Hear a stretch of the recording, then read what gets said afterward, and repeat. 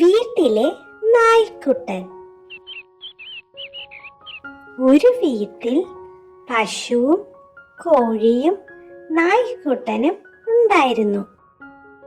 ഒരു ദിവസം പശു കോഴിയോടും നായ്ക്കുട്ടനോടും പറഞ്ഞു, ഞാനാണ് പാല് തരുന്നത്, അതുകൊണ്ട് വീട്ടുകാർക്ക് എന്നെയാണ് കൂടുതൽ ഇഷ്ടം. പശു പറഞ്ഞത് കോഴിക്ക് ഇഷ്ടമായില്ല. ഞാനാണ് എല്ലാ ദിവസവും വീട്ടുകാർക്ക് മുട്ട കൊടുക്കുന്നത്, അതുകൊണ്ട് വീട്ടുകാർക്ക് എന്നെയാണ് കൂടുതൽ ഇഷ്ടം. കോഴി പറഞ്ഞു, നിന്റെ കയ്യിൽ വീട്ടുകാർക്ക് കൊടുക്കാൻ ഒന്നുമില്ല അല്ലേ? പശുവും കോഴിയും നായ്ക്കുട്ടനെ കളിയാക്കി.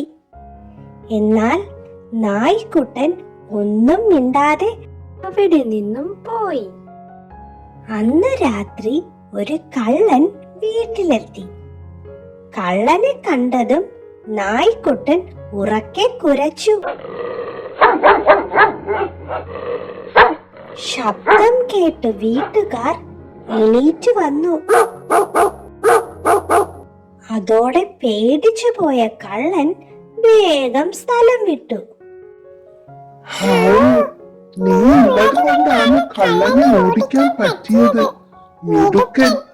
വീട്ടുകാർ നായ്ക്കുട്ടനെ അഭിനന്ദിച്ചു. അത് കണ്ട് വീമ്പ് പറച്ചിലുകാരായ പശുവും കോഴിയും നാണിച്ചുപോയി.